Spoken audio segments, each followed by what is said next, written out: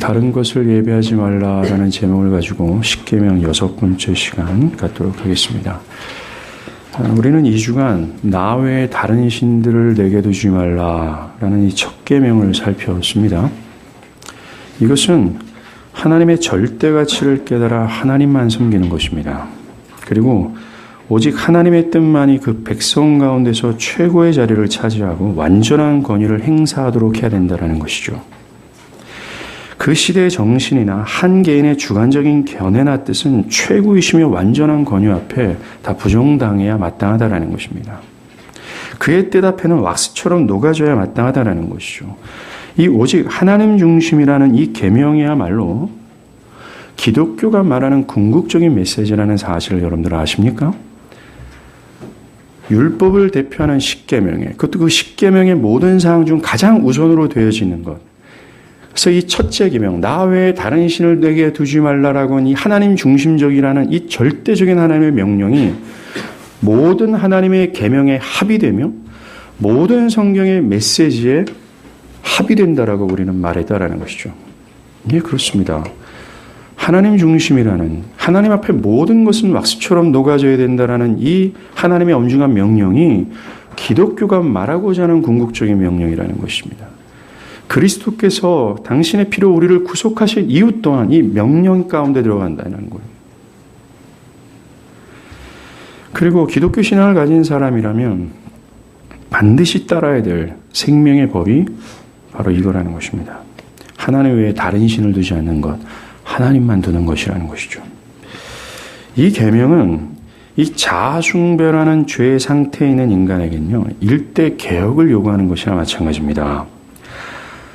자기 자신이 하나님 되어서 자기를 주장하고 자기 유익만을 추구하는 이 자기중심성이 함몰되어 있는 이 보편적인 인간들에겐 나 외에 다른 신을 두지 말라라는 이 명령은 말입니다. 매우 거북한 명령처럼 들리고 마치 미친 소리처럼 들릴 수밖에 없습니다. 절대로 순종하지 못할 사안이 된다는 것이죠. 그래서 로마서 8장 7절에 육신의 생각은 이 네페시의 생각, 이 육신의 생각이 뭡니까? 자기 자신을 주인으로 여기는 거죠. 그리고 오직 나의 유익만을 추구하는 거예요. 이들이 집착하는 게 뭡니까? 오직 자기 행복이라는 겁니다. 이런 육신의 생각은 하나님과 원수되나니 이는 하나님의 법에 굴복하지 아니할 뿐만 아니라 할 수도 없다라고 선언하지 않습니까? 그러하기에 이 명령을 따르기 위해서는 말입니다. 하나님 중심이 되기 위해서는 이 하나님의 강력하신 힘이 필요해요. 왜냐하면 자기를 하나님으로 여기는 이 죄된 이 본질, 이 죄성을 말입니다. 이 세상에 존재하는 그 어떤 힘으로도 무너지지 않기 때문에 그래요. 매우 질기고 강하다라는 겁니다. 어떤 힘으로도 제거될 수 없어요. 무엇이 필요합니까? 예, 성령께서 거듭나게 하시는 은혜가 필요해요. 자기중심적인 이 인간의 본성과 의지와 성향이 돌이켜 마땅하다. 하나님만을 두는 것이 마땅하며 모든 것이 하나님의 중심이라는 이 개념, 이런 본성과 의지와 성향으로 돌이켜주는 역사가 필요하다는 겁니다. 이것이 없으면 불가능하다는 거예요.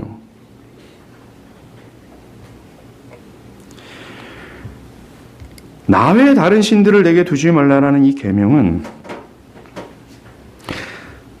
자기를 부정하고 하나님의 뜻에 복종함으로 하나님을 영화롭게 해야 되잖아요.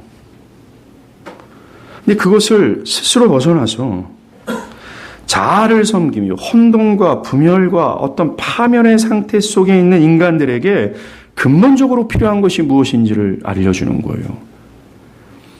저주스러운 세상에서 이 죄의 저주와 가운데서 자유하게 되려면 무엇을 향해야 되는지를 말해주는 겁니다. 뭡니까? 바로 하나님이라는 거예요. 하나님만 두는 것이라는 것입니다. 하나님 중심으로 돌이키는 것이야말로 모든 인생들의 최우선의 과제이며 구원의 본질이 된다는 거예요. 모든 인생에서 가장 중요한 일대 전환점이 돼야 될 사안이 바로 이거라는 겁니다. 하나님 중심이 되는 거예요.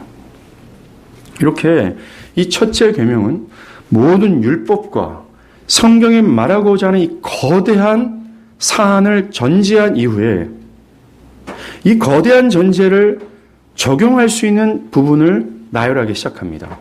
그게 첫 번째 우리가 접하는 계명이에요. 이 둘째 계명은 첫째 계명의 핵심을 실제적으로 행하는 가장 우선적인 적용점을 다루고 있다는 겁니다. 즉 첫째 계명이 하나님에 속한 영을 다른 곳에 돌리는 것을 완전히 금하면서 하나님 스스로가 영광받기를 바라는 그 열정이 거침없이 드러났다면 이 둘째 계명은 그 하나님의 영광을 돌리는 이 하나님 중심적인 이 첫째 계명을 실제적으로 이룰 수 있는 지침이 된다는 것입니다.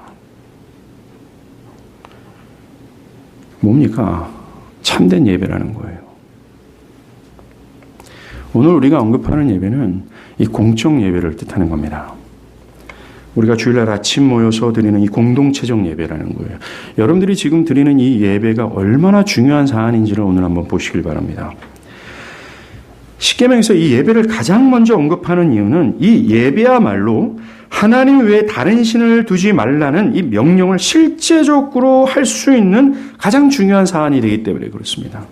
다시 말해서 하나님을 바르게 예배하는 것이야말로 하나님 중심이라는 하나님만 두어야 된다는 이 율법 전체의 명령의 첫 번째 적용이요 우선적인 적용이 된다는 거예요. 이것이 되지 않는다면 하나님 중심적인 삶이나 이런 변화된 삶은 불가능하다는 것입니다. 이 공적 예배를. 왜냐하면 사람은요 그가 예배했던 대상이 어떤 존재인가에 따라서 그 중심이 그 예배의 대상이 되어버리는 거예요. 예배의 대상이 만약에 하나님이라면 그 사람의 내면과 삶은 하나님 중심으로 되는 것이며 하나님이 아닌 다른 어떤 대상이 된다면 그는 하나님을 떠나서 그가 예배했던 대상이 그의 내면과 중심을 차지하게 된다는 것입니다. 그러하기에 나 외에 다른 신을 두지 말라는 이 하나님 중심이라는 모든 이 율법의 핵심이 진짜로 내 삶과 내 내면에 실현되기 위해서는 뭡니까? 이 참된 예배의 관건을 다룰 수밖에 없는 거예요. 이것이 하나님 중심으로 되어야 된다는 것입니다. 4절 초반부에 너를 위하여 새긴 우상을 만들지 말고 라고 말씀하시잖아요. 이것은 하나님은 인간이 우상을 예배하는 근본적인 이유를 지적하는 겁니다. 왜 우상과 형상을 만드는지 그 이유가 뭡니까? 너를 위하여라는 것입니다. 자아 숭배의 목적으로 뒀다라는 거예요. 바알을 숭배하든 또 아세라를 숭배하든 뭐 베델과 단에 있는 금송아지를 섬기든 그것을 예배하든 그 모든 기저에는 뭡니까? 자아 숭배가 깔려 있는 거예요. 돈을 섬기고 시간을 섬기고 권력을 섬기고 부차적인 수많은 것을 섬기는 그 모든 것은 그 돈과 모든 형상화된 우상이 다 아름답고 가치 있어서 그것을 섬기는 것이 아니에요. 그 기저에는 자아 숭배가 깔려 있는 겁니다. 이 자아 숭배는 우리가 다루고 있는 10계명의 가장 중요한 사상과는 대립이 되는 거 아닙니까? 그리고 이것이 자아 숭배죠. 하나님 외에 다른 것을 두지 말라는 이 하나님 중심을 결정짓는 예배에 있어서 하지 말아야 될 가장 우선이 될 사안이라는 겁니다. 하나님만을 예배하는 데 있어서 가장 큰 대립과 경계해야 될 사안이 바로 인간을 예배하는 거예요. 인간 중심적 예배, 인간이 그 예배의 대상이 되는 겁니다. 아까 말씀드렸듯이 그 예배의 대상이 그 중심을 차지한다는 논리 같은 거예요. 예배가 하나님 중심이 아닌 인간 중심이 된다면 자신의 내면과 삶은 인간 중심이 될 수밖에 없다는 거예요.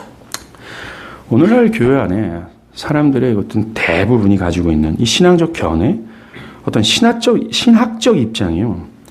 성경이 아닌 어떤 자기들의 주관적 직관과 견해로 이루어져 있어요.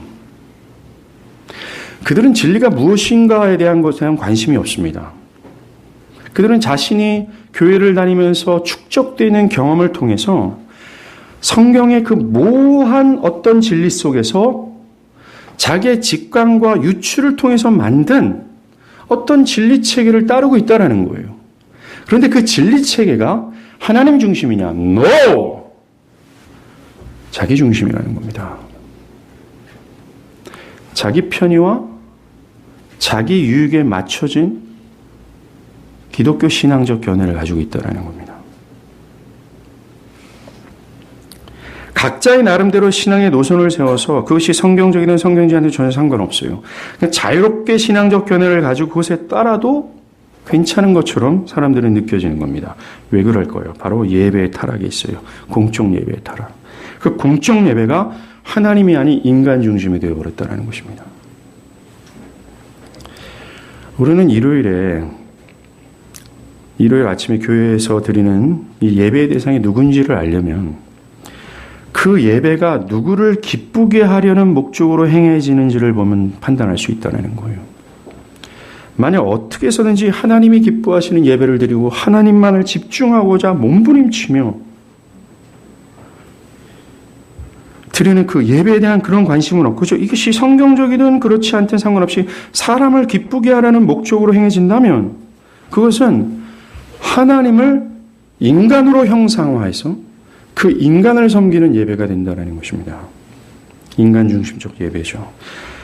오늘날 사람들이 지루하지 않도록 여러 영상이나 어떤 육감적 비트를 사용하면서 하나님께 예배하고자 해요. 은혜라는 미명 아래 감동을 받게 하는 여러 수단과 말들, 사람들이 좋아하는 형태의 찬양과 어떤 스타일, 사람들의 시간을 최대한 배려해서 빨리 예배가 끝나도록 기획하는 것이 있습니다. 오늘날 예배가 짧아야 좋다라는 생각들이 생기기까지 한다는 것이죠. 사람들이 편안하고 안락하게 예배의 영을 즐길 수 있는 어떤 분위기와 스타일을 찾는 겁니다. 아마도 가장 인간 중심적 예배의 특징이라고 말한다면 설교가 될 겁니다.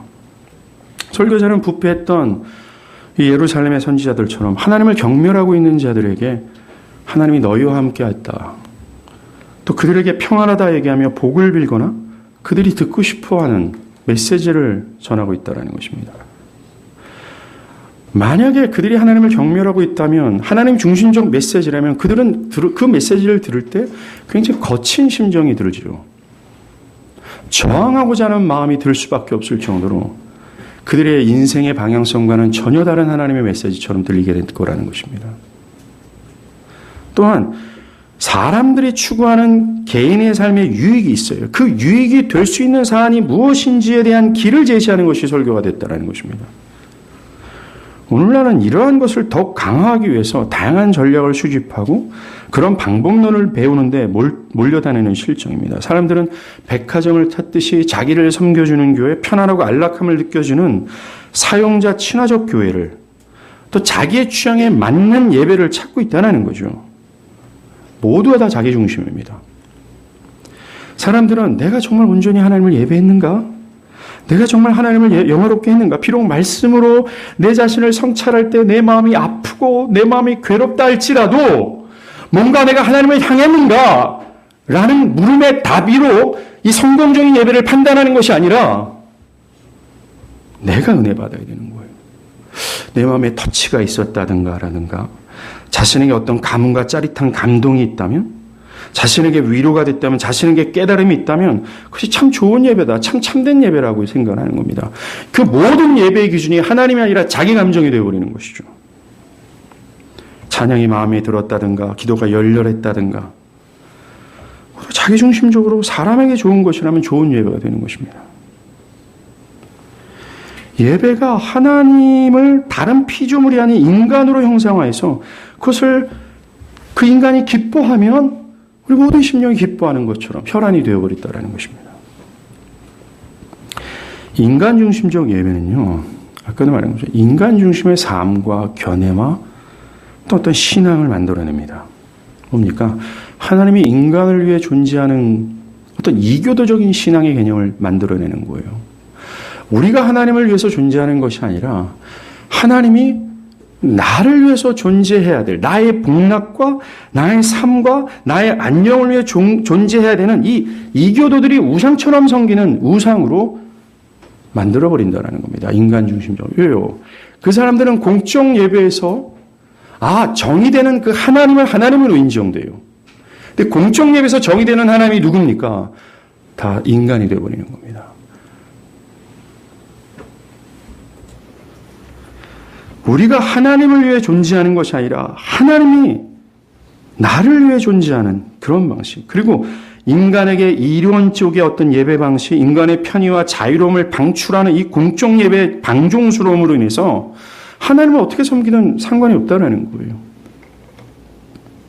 그런 견해를 갖고 있다는 겁니다. 정말 분명히 그렇습니다. 이처럼 공적 예배가 자아숭배의 신당이 되어버린다면 하나님 외에 다른 신을 두지 말라는 이 하나님 중심적인 내면과 삶은 불가능하다라는 거예요. 왜 오늘날 수많은 교회에서, 우리 교회도 포함되는 겁니다. 오늘 이거 2주 동안 말씀을 드릴 텐데요. 이 말씀을 통해서 여러분들 개인이 갖고 있는 이 예배적인 견해, 또 목회자로서 뿐만 아니라 우리 교회 전체가, 우리 교회를 두고도 우리가 회복하고 개혁되어야 될 사안이 무엇인지를 우리 또한 성찰해 볼 수 있어야 되는 거예요. 오늘날 수많은 교회에서 하나님을 예배하고 있습니다. 그런데 중요한 것은 사람들이 하나님 중심적인 내면과 삶으로 변화되지 않는다라는 거예요. Something wrong, 뭔가 틀렸다라는 겁니다. 뭡니까? 인간이라는 거예요. 하늘 아래, 땅 위에, 물 속에 있는 그 어떤 것을 형상하지 말라고 하는 것처럼 인간이 형상화된 하나님이 되어버린 시점이 문제라는 것입니다.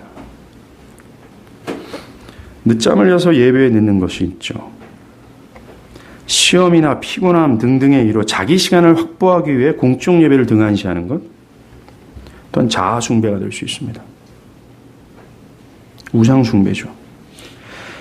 그것을 형상화해서 섬기는 것입니다. 그 외에 여러 다양한 이유로 공적 예배를 뒤로하게 되는 모든 요소들이 자아 숭배의 둘째 계명을 어기는 것이에요.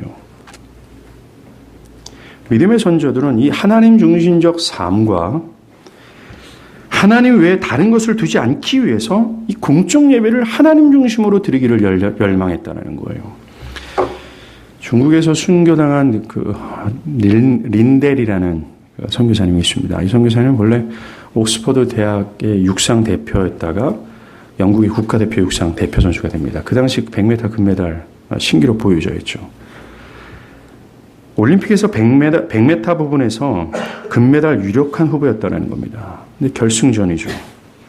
결승전이 주일입니다. 그때 이 린델은 뭐라고 고백합니까? 나는 주일에 뛰지 않습니다. 라고 그래요. 출전하지 않습니다.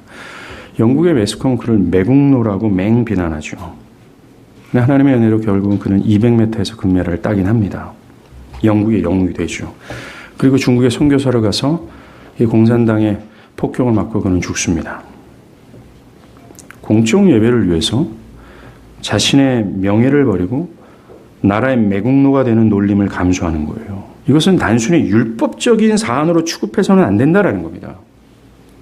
왜 우리 믿음의 선조들이 이 공적 예배를 위해서 자신의 어떤 값을 지불하면서까지 그 공적 예배를 사수하며 그 공적 예배가 하나님 중심으로 되기를 사모했어요. 왜 그렇습니까?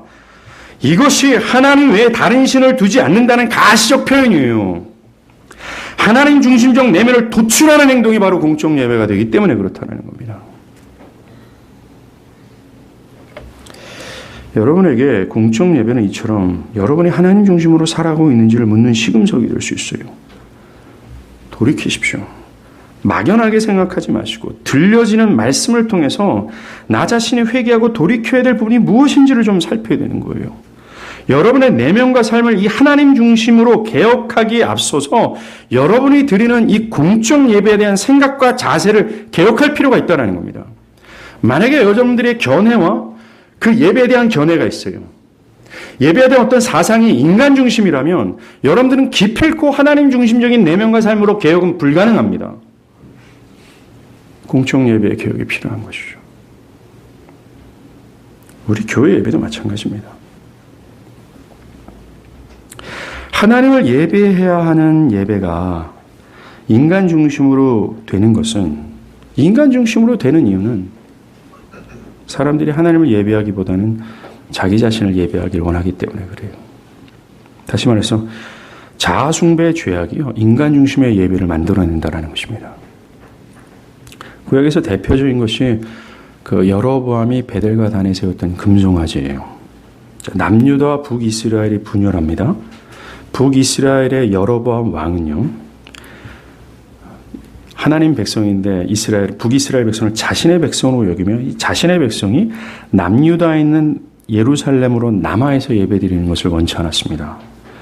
열왕기상 12장에 이런 말을 해요. 그의 마음에 스스로 이르기를 나라가 이제 다윗의 집으로 돌아가리로다. 만일 이 백성이 예루살렘에 있는 여호와의 성전에 제사를 드리고자 하여 올라가면 이 백성의 마음이 유다 왕된 그들의 주 르호보암에게 돌아가서 나를 죽이고 유다 왕 르호보암에게로 돌아가리라 하고 하면서 그는 베델과 단의 금송아지를 만들어서 그 금송아지를 섬기는 게 아니라 이 금송아지가 하나님을 형상한 것이라고 선언을 한 거예요. 북이스라엘 백성들 하나님이 저 금송아지구나 라는 겁니다. 우리가 알았던 그 하나님이 가시적으로 느낄 수 있고 만질 수 있는 신, 이 금송아지로 나타났구나 라고 하면서 그 하나님을 섬겼다라는 겁니다. 여러분들, 금송아지가 있는 이 베델과 단은 말입니다. 이 여로보암이 베델과 단의 금송아지를 세웠잖아요. 이 베델과 단은요, 이스라엘의 종교와 상당히 밀접한 관계가 있는 장소입니다. 아브라함과 이삭, 특별히 이 이스라엘 역사 속에서 하나님께서 임재하신 장소가 이 베델과 단이었어요. 거기다 설치한 겁니다. 그리고 여로보암은요, 여러 산당들을 짓습니다. 이 산당은요, 오직 예루살렘에서만 예배하라고 말씀하신 것을 거부한 또 다른 예배처예요. 사람들의 편의를 제공한 어떤 예배처였다는 겁니다. 나중에 여기서 온갖 우상숭배를 다 합니다. 이 산당을 짓고 레위 지파가 아닌 보통 백성들을 제사장으로 세워요. 그리고 유다의 절기와 원래 하나님께서 모세를 통해서 설정하신 절기와 비슷한 절기를 만들고 그때마다 금송아지에게 올라가서 분향하도록 합니다. 여로보암은 예루살렘 성전 예배와 매우 흡사하게 모든 조건과 방식들을 고안해낸 거예요. 거기에다가 이스라엘 사람들의 유익을 위해서 자기 마음대로 절기 하나를 또 만듭니다. 그래서 금송아지를 섬기게 하는 거예요. 여기서 우리는요, 인간 중심적 예배가 기독교 신앙과 전혀 무관한 색채를 띠고 있다라고 생각하면 안 된다라는 겁니다. 인간 중심적 예배에도 기독교적인 색채를 띠고 있다라는 거예요. 도리어 더 은혜로운 색채를 띠고 있을 수 있고 사람들의 마음에 감동이 되고 사람들을 이롭게 하며 사람들 친화적이며 사람들을 쉽게 흡수할 수 있는 그 어떤 방식과 형태를 띄울 수 있다는 것입니다. 그러나 그곳에는 하나님의 원대한 뜻이 최고의 권위를 갖지 않고 사람들의 견해와 정신과 삶들이 부정당하지 않아요. 그 예배를 드리는 모든 사람들은 그저 지금처럼 똑같이 살아가도 별 문제가 없다라는 그 조금의 문제의식도 느끼지 못하게 만든다라는 겁니다. 인간 중심적 예배가 말입니다. 거기에는 어떤 각성도 없어요. 돌이킴도 없습니다. 변화를 촉구하는 것도 없지요. 변화에 대한 어떤 부담이 없다라는 겁니다. 생명이 없어요. 결코 성경적이지 않습니다. 이건 우상숭배예요. 하나님은 이런 여로보암의 행동을 죄악이라고 지적합니다. 여로보암이 이 인간 중심적 예배를 고안해낸 동인이 뭡니까? 바로 자아숭배였어요. 자기를 지키고 자기 나라를 강화하고자 하는 이 탐욕이 하나님 중심 예배를 버리고 인간 중심적 예배를 고안해낸 거라는 것입니다. 이것이 인간 중심적 예배가 세워지는 원인이에요. 오늘날은 교회나 목회자들이 교회 성장을 위한 자기 탐욕을 채우고자 하는 위해서 더 효과적인 것처럼 보이는 인간을 기쁘게 해드리는 목적으로 드리는 예배가 생겨난 겁니다. 목회자뿐만일까요? 안 그렇습니다. 일반 교인도 마찬가지예요. 철저히 자기중심성에 함몰되어서 자기를 예배하고 싶어하는 자들이 만들어낸 게 바로 인간중심적 예배예요. 그 찬양도 자기가 위로받을 수 있는 찬양이 있단 말입니다. 어떤 스케일과 어떤 또 스타일과 또 어떤 예배당에 들어가서 어떤 모든 것이 자기를 맞춰줘야 되는 거예요. 자아숭배가 인간중심적 예배를 낳게 되는 겁니다. 그 결과가 어떻습니까? 북이스라엘 사람들은요, 참되신 하나님을 예배하지 않고 하나님을 형상한 금송아지가 정말 하나님이라고 믿고 금송아를 중심으로 해서 자아를 숭배하는 역사로 점철되는 거예요. 역사를 보십시오. 하나님은 이 북이스라엘의 반역한 왕들을 기록할 때마다 여로보암의 길을 따랐다라고 기록하잖아요. 이 인간 중심적 예배가 반역이라고 얘기하는 겁니다. 이 예배는, 그런 타락한 예배는 예배가 아니라 죄악된 행동이 될 수 있다는 것이죠. 무의미하다는 것입니다.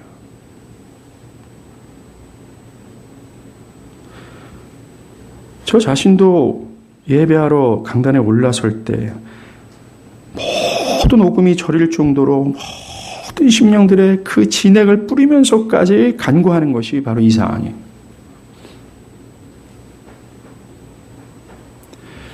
여러분들이 예배, 공적 예배를 드리는, 다음에는 개인적인 예배도 얘기했지만 이게 먼저 우선입니다.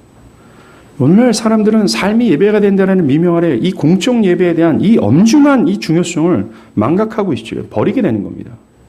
그게 왜 그럼? 다 자기 견해예요. 인간 중심적 예배가 만드는 결과라는 것입니다. 여러분들이 이 드리는 이 짧은 요 시간이요. 나의 모든 것이, 나의 어떤 행동 또한 하나님을 집중하는 것이 필요하다는 겁니다. 인간 중심적 예배는요, 교회의 타락과 흐름을 같이 합니다. 교회 역사를 한번 보세요. 교회가 타락할 때 반드시 타락하는 것이 예배입니다. 종교개혁 당시의 교회는요, 예배가 하나님을 위한 것이 아니라 개인 구원을 위해서 쌓아야 될 공덕 중 일부분으로 누렸어요. 지옥 가지 않고 천국 가려면 여러 공덕들을 쌓아야 되는데 그 공덕 중에 하나가 하나님께 예배를 드리는 거예요. 그 예배는 자기 구원을 위해서 만든 겁니다. 그들은 하나님이 오늘 당신의 영광을 어떻게 드러날 거에 대한 관심이 별로 없어요. 그죠? 자기 공덕 쌓기, 의식과 행사를 치르는 그 의식밖에 없었다는 것입니다.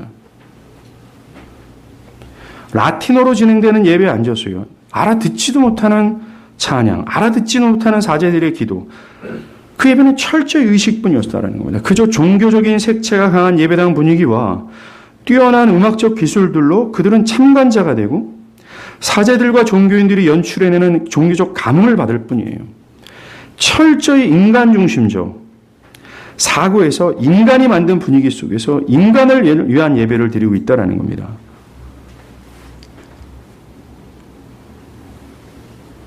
이 기독교 타락은 항상 이 예배 타락과 함께해요. 종교개혁이 일어나고 진리가 회복되자 가장 먼저 개혁된 게 뭔지 아십니까? 바로 예배예요. 그럴 수밖에 없습니다. 여러분이 하나님을 진정으로 알고 그분으로 돌이켜진다면 가장 먼저 개혁되는 부분이 바로 공적 예배가 될 거라는 거예요. 그것을 중심으로 산데도 과언이 안 될 만큼 공적 예배는 여러분들의 인생의 가장 중요한 핵심이 되는 겁니다. 여러분들이 일주일 동안 열심히 사는 이유도, 매일 성경, 매일 기도를 드리는 이유도 이 공적 예배를 위해서 일하는 것이다. 그 모든 것이 있다라고 말해도 과언이 아닐 정도라는 것입니다. 나 외에 다른 신을 두지 말라는 이 첫째 명령이 죄악된 본성과 의지를 가진 죄인들에 향한 일대 개혁적 부르심이었다면 다른 것을 예배하지 말라는 명령은 첫 번째 명령이 가시적인 적용이고요. 그 내면과 삶이 하나님 중심적으로 될 수밖에 돼야 되는 가장 필수적인 사안이 된다는 겁니다. 이게 안 되면 이건 불가능하다는 거죠. 이건이 안 되면 기독교가 궁극적으로 전하는 메시지는 불가능하다는 것입니다. 여러분들 한번 인생을 한번 살펴보십시오. 여러분들이 공적 예배를 등한시하거나 그런 개념이 그냥 희미해졌을 때, 자기중심적 견해에서 나오는 공적 예배에 대한 정의를 갖고 있을 때 여러분들의 내면과 삶이 과연 어땠다라는 거죠. 근데 여러분들이 참된 하나님을 알 때 여러분들의 삶에서 가장 개혁되는 게 뭐였습니까? 저는 우리 교회 오시는 대부분의 지체들이 우리 교회 오기 전에 공적 예배를 상당히 등한시한 사람들이라고 저는 알고 있습니다. 맞죠? 근데 진리를 만나서 변화된 것이 바로 이겁니다. 우리가 기억해야 될 하나의 사안은요. 성경에서 계시된 하나님을 오해한다면 우리는 타락한 예배를 드릴 수밖에 없다는 것입니다. 오늘 보면 4절에 하늘에 있는 것이나 땅에 있는 것이나 해나 달이나 짐승이나 새들이죠. 이것을 형상화하지 말라고 명령하십니다. 이것은 형상화한 우상을 섬기지 말라라는 의미가 아니에요. 이것은 해나 달이나 짐승이나 새 형상이나 이런 것들로 하나님을 가시화시키지 말라는 겁니다. 그것으로 하나님이 대변되도록 하지 말라는 거예요. 왜냐하면 이 세상에 그 무엇도 참되신 하나님의 영광을 드러낼 수 있는 것이 없어요. 어떤 피조물도 말입니다. 그것은 하나님에 대한 심각한 오해를 불러일으킬 수 있게 되는 겁니다. 이 종교개혁자 칼빈은 이렇게 얘기해요. 하나님의 참된 형상은 세상 속에서 발견되어서는 안 된다. 그리고 하나님이 눈에 보이는 형태로 제시되면 하나님의 영광은 더럽혀지며 그분의 진리는 거짓에 의해 타락해 버리고 만다. 그러므로 하나님의 형상을 고안해내는 것은 불경이며 하나님의 존엄성이 훼손되며 하나님은 실제 하나님이 아닌 다른 어떤 존재로 나타나기 때문이다라고 얘기해요. 예를 들어서 아론과 이스라엘이 만든 금송아지가 있어요. 아론은 이 금으로 송아지를 만들어서 이것이 우리를 애굽에서 구원해낸 하나님이다라고 선언했어요. 금송아지를 위대하신 하나님으로 형상해서 그것을 가시적으로 드러낸 것입니다. 분명 그 형상은요, 소가 막, 여러분들 그 뉴욕 맨하탄에 가면 그 월가에 뭐가 서 있어요? 황소가 서 있잖아요. 우리나라도 있죠, 여의도에. 그 황소의 구리동상, 힘이 막 장난 아닙니다. 막 힘이 막 넘쳐 보이는 거죠. 이 금송아지로 형상화된 하나님을 보면 말입니다. 이 전능하신 하나님의 힘이 느껴지기는 합니다.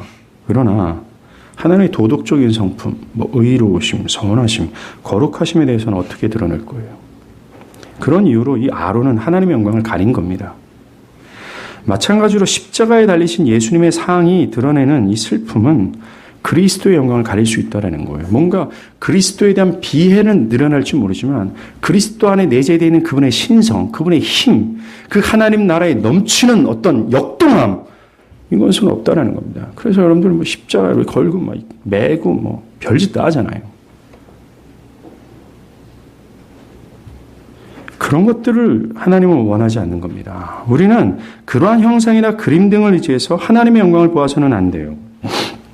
또 그런 걸 통해서 하나님께 감동받아서는 안 된다는 겁니다. 그런 형상들은요, 하나님에 대한 오해와 왜곡을 불러일으켜서 하나님, 이 성경에서 제시된 참된 하나님을 예배하는 것이 아닌 오해된 하나님, 즉 우상을 섬기도록 인도한다는 것입니다. 이 계명은 궁극적으로 외적인 형상을 만들지 말라는 말이 아니에요. 이것을 포함할 수도 있습니다. 이 명령의 핵심은 이기적인 욕망으로 상상해서 만든 짝퉁 하나님에 대한 경고라는 거예요. 우리가 마음속으로 하나님을 형상화하는 것도 금한다라는 겁니다. 성경에서 계시되고 있는 참된 하나님이 아니라 아까도 언급한 인간의 종교성으로 모호하게 만들어진 하나님이 있다라는 거예요. 많은 사람들이요, 인간 중심적 개념을 가지고 자아 숭배를 하고자 인간 중심적 예배를 드릴 때 그 사람들이 충족하고 나 은혜 받았어요 라고 말하는 것이요, 뭔지 아십니까? 자기가 형상화한 하나님이 드러날 때 내 하나님이 이 예배 가운데 동의가 될 때 은혜롭다라고 얘기하는 겁니다. 그 반대가 되면 어떻습니까? 내가 모호한 정신으로 상상해서 형상화한 하나님이 있어요. 다 자기중심적 아니에요. 전능하시고 정말 놀라우시고 사랑이 충만하지만 나를 간섭하지 않는 하나님. 내가 어떤 행동을 해도 다 봐주시는 하나님. 어떤 거룩함도 요구하지 않는 하나님. 온전한 정말 이 육체적 쾌락까지도 자유함을 주시는 그런 하나님으로 우리는 형상화하잖아요. 그런 하나님을 원하잖아요. 근데 그 하나님이 이 예배 가운데 동의되지 않으면 사람들은 불편해합니다. 만약 여러분들이 그렇다면 여러분들은 하나님이 아닌 우상을 섬기고 있다는 사실이죠.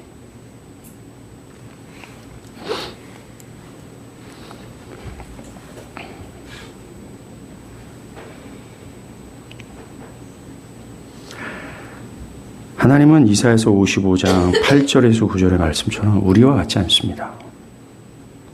우리가 상상할 수 없는 분이에요. 그러하게 나의 어떤 직관으로나 어떤 견해로 추측하거나 유추한다는 것은 불가능합니다. 하나님이 우리에게 자신을 계시해 주실 때만이 우리는 하나님을 알 수 있어요. 그럼 우리가 하나님을 어떻게 합니까? 하나님 자신을 계시하셨습니다. 무엇을 통해서요? 성령입니다. 최종적으로는 그 아들의 말씀과 행위를 통해서 당신을 드러내셨어요. 우리는 그것을 통해서만 하나님을 알 수 있다는 것입니다. 그것을 통해서만 참된 하나님을 알아 그 하나님을 바르게 예배할 수 있게 된다는 겁니다. 진리에 대한 무지는 결코 참되신 하나님을 예배할 수 없어요. 그것은 의식에 불과하며 그것은 우상 숭배가 될 수밖에 없다는 것입니다. 이스라엘 백성이요, 모세가 자신들을 인도했잖아요. 자신들의 그 인도자 모세가 시내산에 올라갔습니다. 40일 동안 내려오지 않자 죽었나 보다 이겁니다. 불안해하는 거예요. 그래서 불안해하는 백성들을 잠재우고자 아론과 지도자들이 뭘 만들었어요? 금송아지를 급조해서 만듭니다. 그래서 이게 우리를 인도하신 하나님이야! 그 하나님이야! 라고 선언해버리는 거예요. 사실 하나님을 금송아지로 형상한 이유는요, 다 이 인간 중심적 견해에서 발상이 된 겁니다. 소처럼 힘센 하나님이 묵묵하게 자신을 위해 존재하는 거예요. 우리는 그런 하나님을 바라보는 겁니다. 자기를 위한 하나님, 자기 마음대로 조종하면서 자기를 위해 존재하는 자기 중심성이 만든 하나님이 되는 거예요. 이런 하나님에 대한 오해가 매우 타락한 방식의 예배를 만들어냅니다. 출애굽기 32장을 보면요, 그들은 그 금송아지 앞에서 그들이 익히 알고 있는 이 애굽의 이교도들의 신앙, 어떤 예배적 형태들을 빌려요. 그래서 굉장히 광란과 방탕함으로 예배를 드리는 겁니다. 자기 멋대로 만든 하나님에 대한 오해가 자기 멋대로 예배해도 하나님이 기뻐하실 거라는 생각을 만들어낸 거예요. 현대 타락한 예배의 원인을 찾아볼 수 있어요. 뭡니까? 하나님에 대한 무지예요. 짝퉁 하나님을 참된 하나님으로 오해하는 것이 문제라는 겁니다. 인간 중심의 예배나 저속하고 무질서한 형태의 예배들은요, 하나님에 대한 무지의 소상이라는 겁니다. 성령에서 계시된 하나님이 아닌 자기가 원하고 자기가 만든 하나님, 그것이 원인이라는 겁니다. 우리가 every day 성경을 읽는다 할지라도 우리는 우리의 견해가 하나님 중심으로 변하지 않고서는 말입니다, every day 계시된 하나님의 성경을 보더라도 다 자기를 위한 하나님으로 흡수할 수밖에 없다는 거예요. 개혁이 필요합니다. 어떻게 하든 예배에든 상관없다는 거죠. 이렇게 진리가 왜곡될 때 우리는 자연스럽게 하나님에 대한 오해가 생길 수밖에 없어요. 그래서 여러분들 십계명의 구조를 다시 한번 보세요.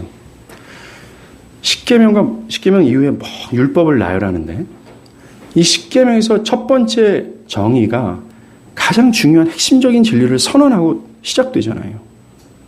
이것이 최우선이 돼야 된다는, 하나님 중심이라는 이 진리 회복이 중요하기 때문에 그렇습니다. 하나님을 바르게 아는 것이 모든 것의 시작이에요. 여러분, 종교개혁의 핵심이 하나님 중심이라고 말씀드렸잖아요. 그 하나님 중심으로 개혁하고자 했을 때 가장 우선적으로 개혁했던 게 뭡니까? 진리개혁, 교리개혁이었다는 거예요. 이 진리의 개혁이 일어나지 않고서는 예배는 개혁되지 않고 그에 따라 삶은 개혁되지 않아요. 기독교는 무의미하고 사변화될 수밖에 없다는 것입니다. 각 영혼도 마찬가지예요. 우리가 하나님을 바르게 알 때 우리의 예배는 개혁되어지고 우리의 삶은 개혁되어지는 겁니다. 안 그러면 하나님을 잘 모르는 상태에서 하는 그런 어떤 열렬한 예배를 드리거나 하나님을 모르는 상태에서 흥분되는 감동, 뜨거운 체험을 했어도 진리에 대해서 무지했다면 그것은 예배가 아니에요. 뭡니까? 우상을 숭배하는 광란에 불과한 겁니다. 참된 예배는 여러분의 영적인 생명과 밀접한 관련이 있습니다. 5절과 6절에 한번 보세요. 자아가 낳은 인간 중심적 예배나 하나님을 우회해서 만든 이 짝퉁 하나님을 섬기는 것에 대해서 엄청난 제재를 하나님 가합니다. 질투하는 하나님이라 나를 미워하는 자의 죄를 갚되 아버지로부터 아들의 이로 3, 4대까지 이르게 하거니와 라고 얘기해요. 그래서 매우 중요한 사안이라고 얘기합니다. 우리의 영적인 생명과 매우 밀접한 관련이 있다라고 말씀하시는 거예요. 우리가 타락한 예배, 거짓된 예배를 드릴 경우에 하나님의 질투를 일으키게 하신다라고 얘기해요. 이 질투가 뭡니까? 남편이 아내가 불륜을 저지른다는 사실을 깨닫고 얼굴이 막 헐겁게 달아오면서 진노하는 겁니다. 목사님, 내가 예배에 나와주는 것도 감사하게 생각하세요. 내가 지금 얼마나 지금 바쁜 줄 아세요? 그것에 대해서 하나님은 질투하신다고 말씀하시는 겁니다. 목사님, 내가 지금 마음이 이렇게 무거운데 그래도 예배 오지 않습니까? 이것도 하나님 질투하신다라고 말씀하십니다. 내가 시간이 얼마나 없는 줄 아세요? 목사님, 내가 지금 얼마나 피곤한지 아세요? 그래도 예배 나오잖아요. 예배 점 찍고 가는 것도 감사하게 생각하세요. 하나님이 질투하신다고 하면서 하나님이 심판하신다고 말씀하세요. 왜 그렇습니까? 왜 하나님이 이 예배, 이 사안의 문제 때문에 우리를 심판하십니다? 이것이 그가 하나님 중심적이라는 것이 아니라는 것이 판명됐기 때문에 그래요. 결론을 맺습니다. 가장 먼저 우리는 성경에서 계시는 하나님을 알아야 돼요. 매일 성경을 읽으십시오. 모든 것의 시작은 하나님을 제대로 알 때라는 거예요.